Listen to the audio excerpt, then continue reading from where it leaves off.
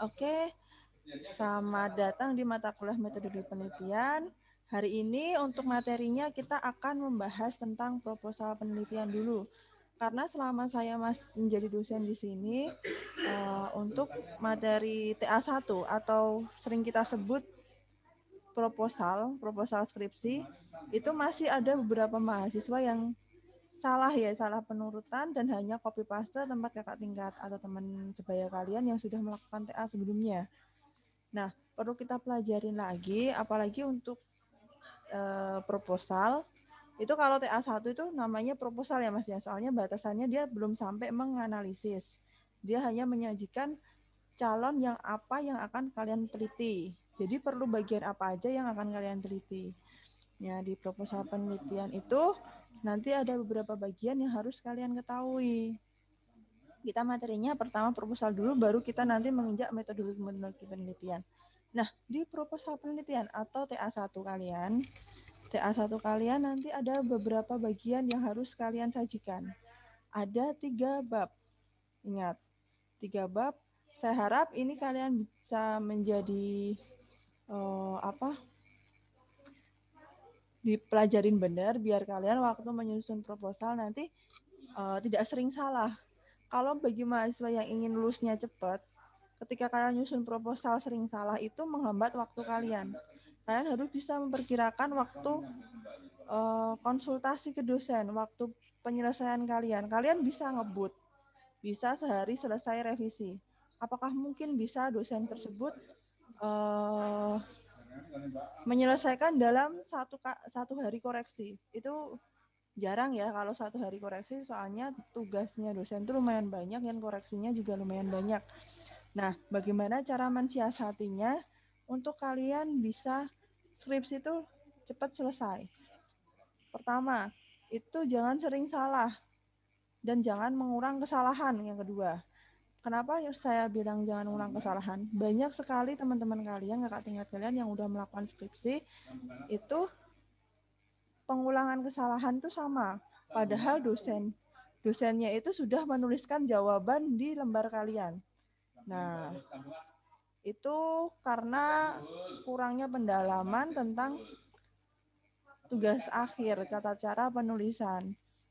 Nah, di sini untuk materi ini saya harapkan kalian meminimalisir kesalahan kalian sehingga mempersingkat waktu kalian untuk melakukan tugas akhir. Tugas akhir tuh sangat mudah jika kalian alamin.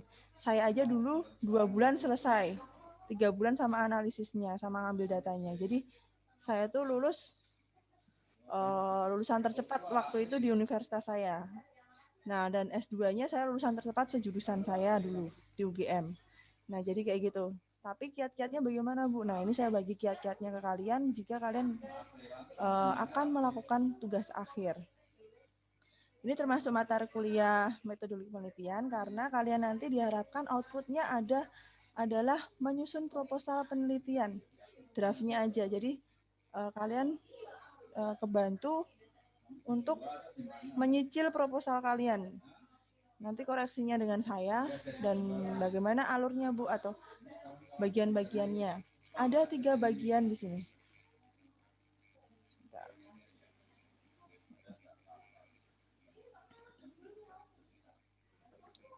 Ada 3 bagian di proposal penelitian. Ada bab 1, ada bab 2, dan ada bab 3. Ada bab 3, ini bab 3, maaf ya, ini bab 3.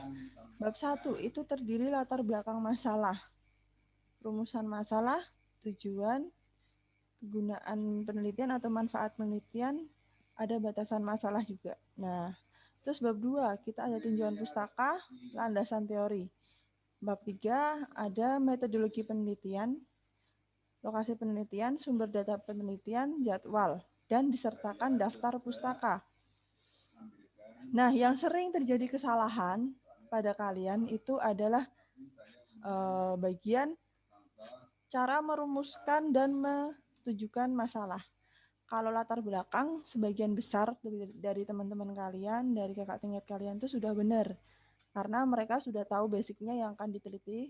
Jadi mereka menyajikan cerita kenapa kalian nulis skripsi itu jauh lebih banyak benernya daripada salahnya gitu ya. Kalau latar belakang masalah kalian gampang untuk menguasainya. Untuk rumusan dan tujuan itu bagaimana, Bu? Nah, untuk latar belakang masalah kalian mengungkapkan alasan-alasan penting dan menarik untuk kalian sajikan. Misalkan kalian ingin meneliti sebuah perkerasan jalan. Kenapa jalan itu sering berlobang? Nah, kalian menyajikan sering terjadi over muatan atau odol di daerah jalan simpang ini nih, gitu kan. Kalian menyajikan itu pinter banget kalau menulis latar belakang tuh. Kebanyakan kalian nggak salah. Lalu kesalahannya di mana?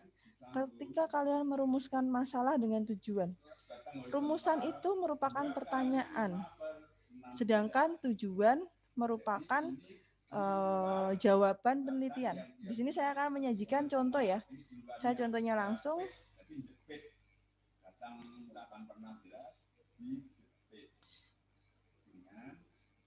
Saya akan menyajikan contohnya sebentar.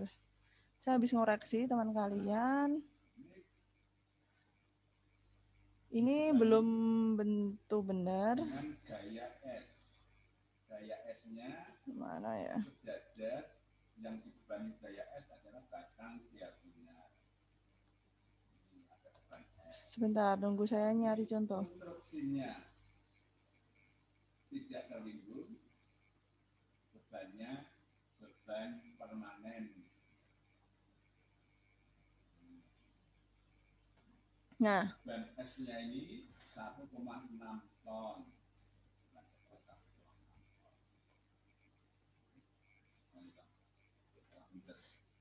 Di sini share screen saya sudah mulai ke koreksi TA belum, Mas? Mas Kevin? Jangan cuma nyalain Zoom langsung ditinggal pergi. Malah hilang. Mas Muhammad. Siapa ini? Mas Muhammad. Ya, Bu. Iya. Mas Kevin ya dengerin. Di sini share screen saya udah berubah ya, udah berubah ke contoh TA tingkat kalian ya. Ya, Bu. Udah berubah belum? Udah bukan share screen itu ya. Nah, di sini Ya.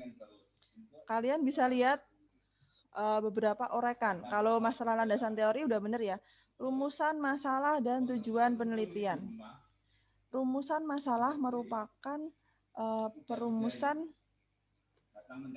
merupakan bagian pertanyaan yang akan kalian utarakan dalam penelitian. Apa yang ingin kalian teliti dalam bentuk pertanyaan. Jadi, apa yang akan kalian teliti dalam bentuk pertanyaan. Di sini teman kalian menanyakan bagaimana kinerja angkutan umum bus selama ini digunakan oleh pengguna. Kedua, bagaimana penilaian pengguna angkutan umum mengenai kinerja bus yang mereka gunakan. Antara rumusan dan tujuan itu harusnya sinkron, Mas. Nah, kenapa saya salahkan di sini? Karena jawaban tujuannya dia nggak sinkron. Pertanyaannya adalah, dia deskripsi ingin menanyakan bagaimana kinerja angkutan umum. Harusnya jawabannya adalah untuk mengetahui kinerja angkutan umum selama digunakan oleh pengguna. Bukan beda jawaban. Kalau ini untuk mengetahui kinerja angkutan umum bus jurusan Bojonegoro, Ngawi, dan sisi pengguna. Nah, pertanyaan sama jawaban udah beda ya, makanya saya benerin kayak gini. Untuk kedua, rumusannya dia ingin bagaimana penilaian pengguna angkutan umum mengenai kinerja bus. Harusnya tujuan kan menjawab rumusan. Tapi dia jawabnya untuk memberikan sumbangan pemikiran. Kira-kira nyambung nggak kalimat pertanyaan nomor 1 dengan jawaban nomor 1? Mas Rado, kira-kira sinkron nggak kalau kayak gini? Agak sedikit, ya sih Bu, agak sedikit kurang beda sinkron. Ya? Nah, untuk Iya, Bu. Untuk kiat-kiat kalian besok ketika nulis proposal atau TA1, kalian tuh harus bisa merumuskan sama tujuan itu sinkron, Mas. Itu kuncinya.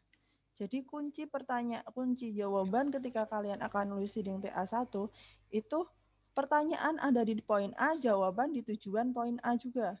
Pertanyaan nomor 2, jawaban di pertanyaan di rumusan masalah poin 2, jawaban di tujuan nomor 2.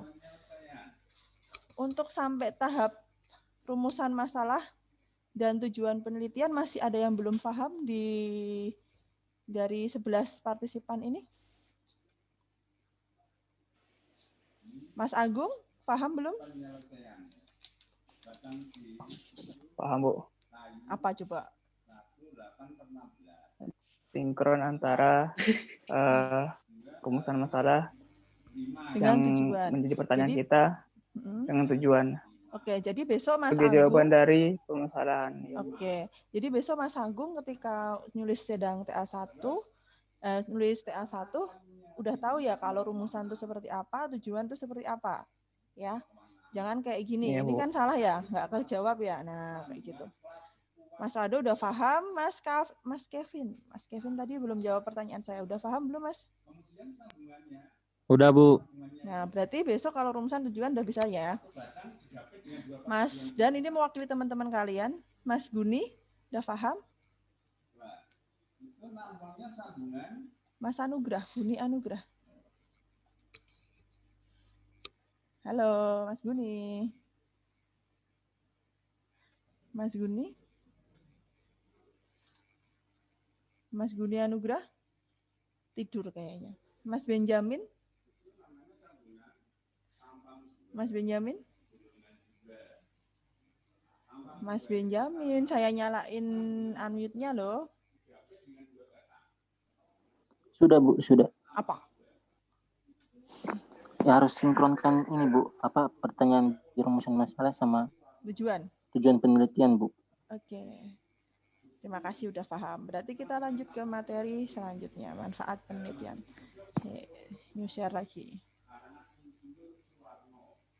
Oke, kalian harap berarti waktu penyusunan proposal di DP2 kalian waktunya lebih singkat ya, jadi jangan kelamaan. Terus kalian nulis kegunaan penelitian. Kan tadi ada bagian latar belakang masalah, rumusan masalah sama tujuan. Kalian sudah menguasai latar belakang, kalian sudah menguasai rumusan, kalian sudah menguasai tujuan. Lalu manfaat penelitian. Kalian kalau untuk manfaat penelitian ini kalian tinggal menjabarkan. Misalkan kalian fungsinya untuk melakukan misalkan untuk perkerasan jalan. Kalau perkerasan jalan manfaat penelitiannya untuk kontribusi terhadap pemerintah setempat atau misalkan untuk keselamatan lalu lintas. Nah, itu tinggal kalian jabarin sendiri kira-kira manfaatnya seperti apa. Itu gampang. Jarang yang salah juga. Untuk batasan penelitian. Nah, batasan ini sering sekali pada salah. Saya punya contoh. Wah, contohnya udah saya hapus. Yang tadi teman kalian ada belum ya batasan penelitian?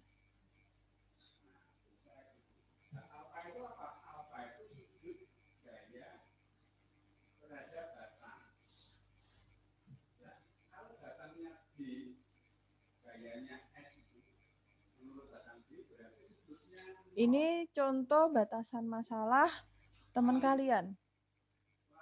Nah, tujuan batasan masalah itu mempersingkat ruang, memperkecil ruang penelitian kalian. Ketika kalian ingin meneliti, biar nggak kemana-mana. Misalkan kalian judulnya menganalisis kepuasan penggunaan angkutan umum di Kabupaten Klaten gitu. Nah, kan angkutan umum di Kabupaten Klaten itu banyak. Kadang ada, jangan Klaten tuh sedikit. Di Jogja, angkutan umum di Jogja.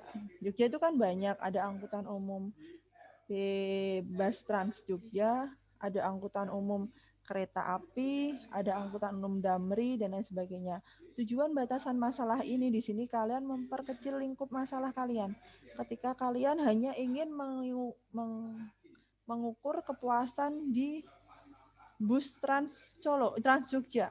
Berarti batasan masalahnya di sini kalian tuliskan penelitian ini dibataskan hanya untuk penggunaan bus Trans Jogja kayak gitu. Jadi biar nanti kalian angkutan umum tidak mengarah, nggak usah meneliti tentang kereta, nggak usah meneliti tentang Damri, nggak usah meneliti tentang kereta cepat, nah kayak gitu kan. Kalau angkutan umum banyak ya, nah kayak gitu. Batasan masalah kalian cantumkan di sini. Terus aturannya, kalian pakai daerah mana aja gitu. Studi lingkupnya kalian kecilkan juga. Nah kayak gitu.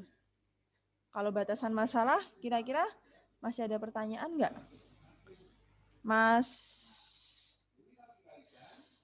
Fandi, ada pertanyaan Mas di batasan masalah?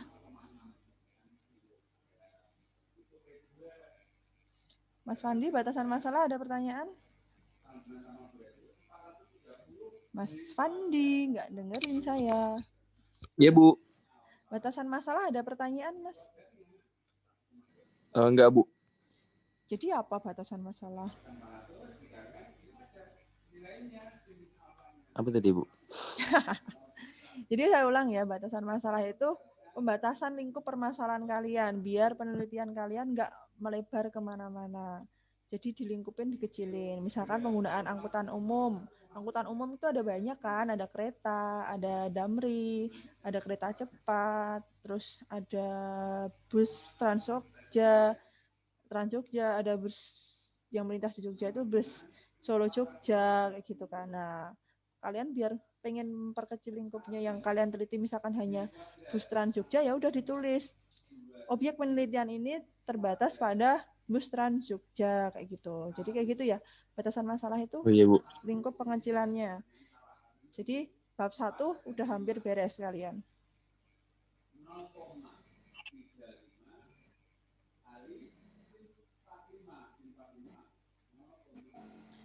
Kita balik ke PowerPoint. Nah, kita masuk ke bab 2. Tadi kalian sudah menguasai latar belakang. Kalian sudah menguasai rumusan masalah. Kalian sudah tahu tujuan, cara jawab tujuan, kalian tahu manfaat penelitian, kalian tahu batasan masalah. Nah, untuk bab 2 ini yang sering sekali kita cuman copy paste kakak tingkat angkatan yang sering sekali mereka tuh kesalahan mengulang. Nah, jadi kata profesor saya dulu itu tuh ada salah lingkup antara pembelajaran orang tentang tinjauan pustaka dan landasan teori. Lalu apa sih Bu bedanya tinjauan pustaka dan landasan teori itu sendiri? Nah, di sini tinjauan pustaka sama landasan teori itu berbeda, jadi enggak kalian ngopi bab 2 itu isinya kalau misalkan kalian jabarin itu tuh enggak yang tinjauan pustaka landasan teori dijadiin satu, itu salah. Jadi tinjauan pustaka itu sendiri, landasan teori sendiri. Kalau tinjauan pustaka itu tentang pembahasan dari hasil penelitian terdahulu. Pendahuluan terdahulu. Kalau landasan teori itu teori-teori yang relevan yang dengan penelitian yang sedang kalian lakukan. Ingat, ini terdahulu, penelitian yang pernah dilakukan terdahulu. Kalau ini teori. Lalu seperti apa sih Bu contohnya gitu? Saya cantikan contohnya. Contoh kakak tingkat kalian.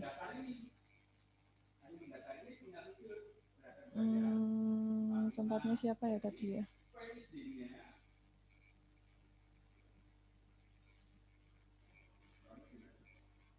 Wandri atau Viraldo?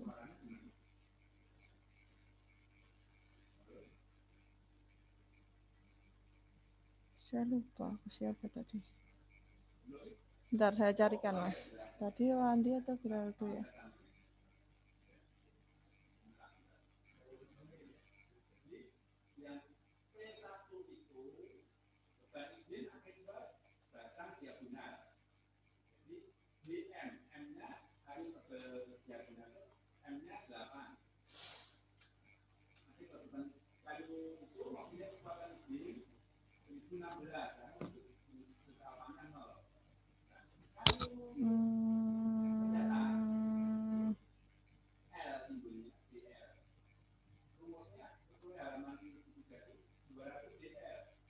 Bentar, contohnya ada di saya buang Pak ya.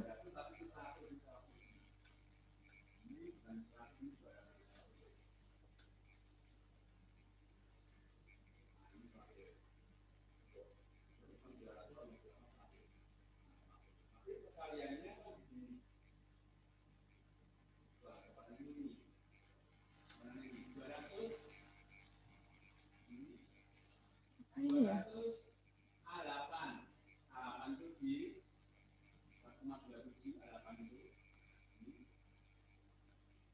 Oh ini.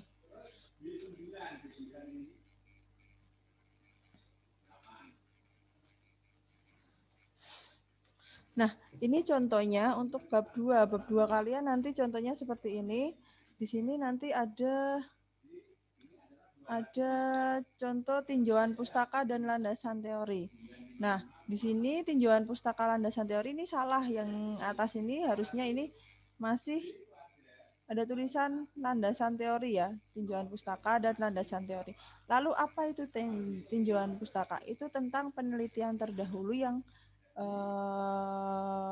telah dilakukan untuk menilai tentang penelitian kalian itu. Nah, di sini sudah mulai benar mereka melakukan tinjauan pustaka tentang angkutan umum karena teman kalian, kakak tingkat kalian ini melakukan penelitian angkutan umum. Dia mulai membahas angkutan umum itu apa.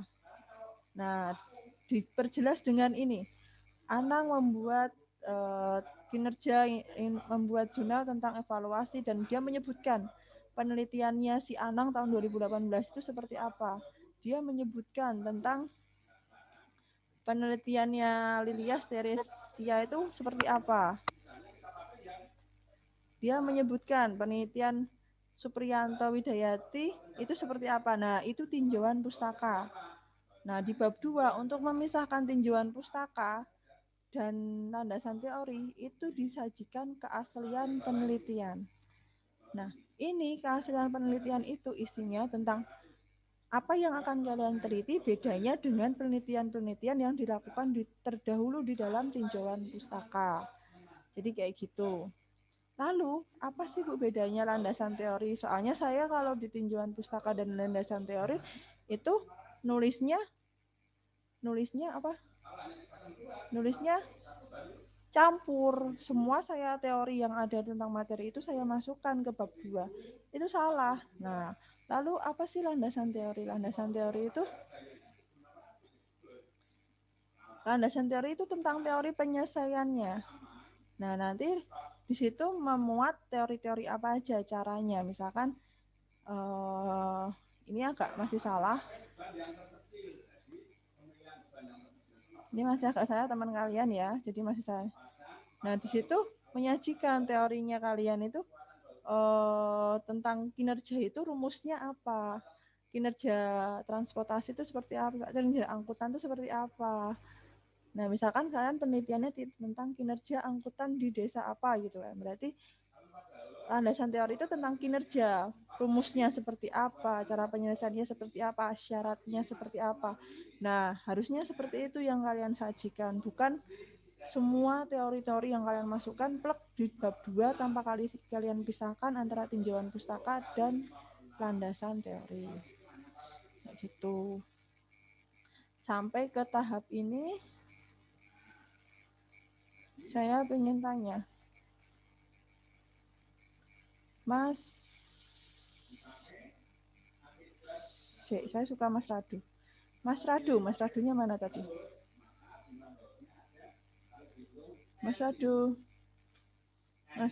Iya, Bu. Bedanya tinjauan pustaka sama landasan teori apa, Mas? Jadi kalau tinjauan, ini sepemahaman saya, Bu ya, yang saya tangkap. Kalau landasan teori itu dasar teori yang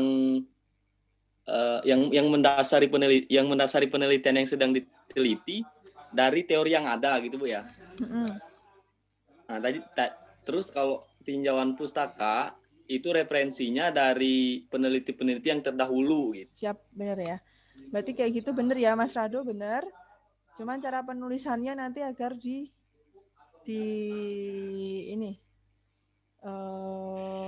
diterjemahkan dalam tulisan itu seperti apa. Nah, itu yang jadi kesusahan kita kali ini.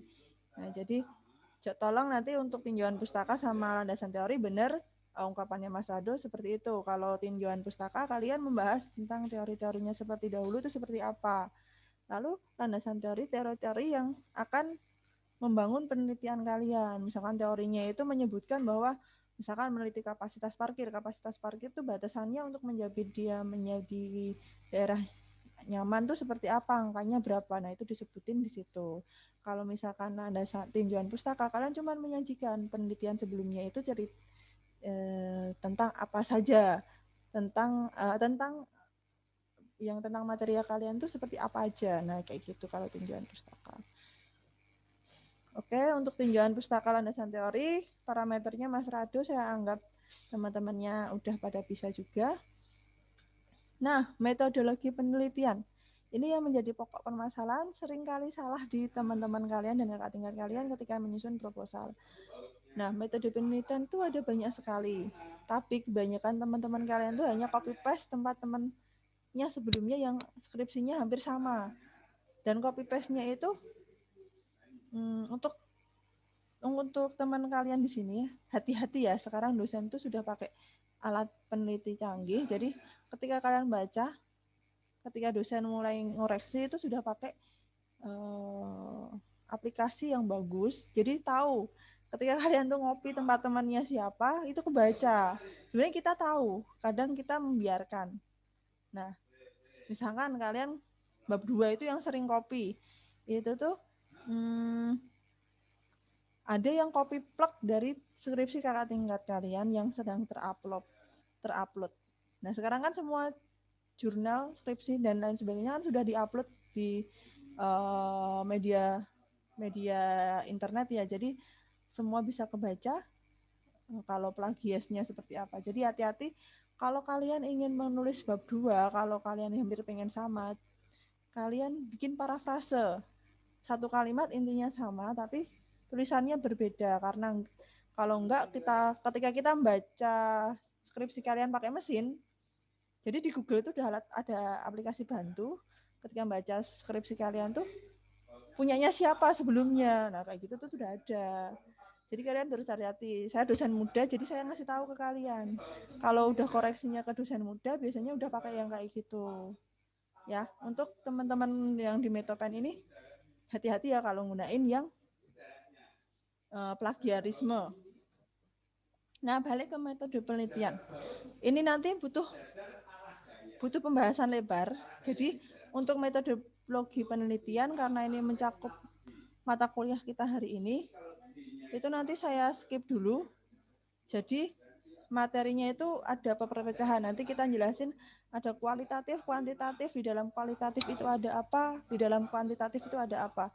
Nah, itu kita jelasin. Nanti ada lagi metode R&D, itu buat orang mesin biasanya, untuk manufacturing, bukan buat orang eksak kayak kita. Nah, nanti kita ada kualitatif, kuantitatif, kualitatif deskriptif itu seperti apa, ada analisis data sekunder itu seperti apa, kita pakai data nah itu masih ada banyak lagi materi. Jadi kita nanti ada pertemuan selanjutnya, kita akan membahas tentang metodologi penelitian. Nah, nanti untuk materi setelah itu, nanti untuk bab 3 kalian setelah metode penelitian kalian harus membahas lokasi penelitian, sumber data penelitian. Nah, yang terlupa dari teman-teman kalian yang sering lupa itu adalah jadwal penelitian.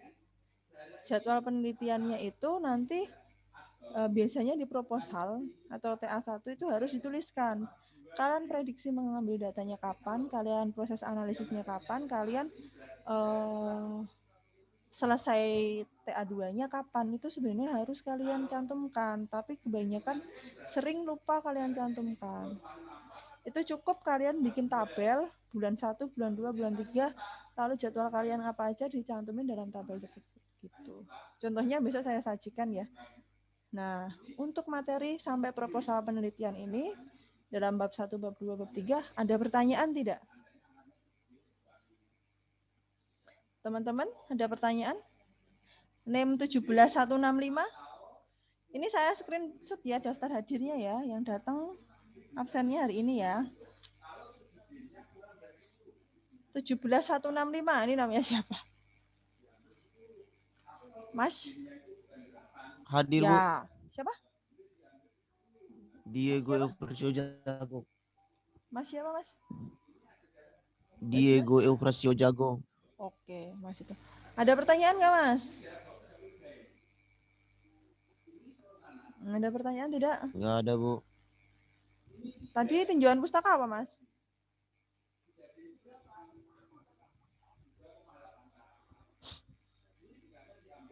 Apa? Ini.